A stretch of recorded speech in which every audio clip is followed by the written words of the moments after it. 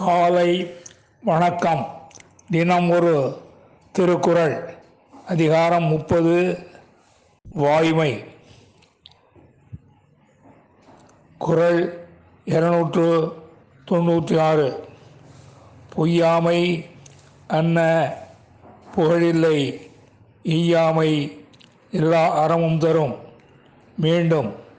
பொய்யாமை அன்ன புகழில்லை, ஈயாமை எல்லா அறமும் தரும்.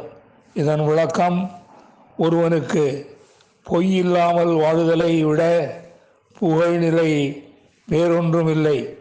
அது அவன் அறியாமலேயே அவனுக்கு எல்லா அறமும் வழங்கும் என்பதை நாம் அறிவோம்.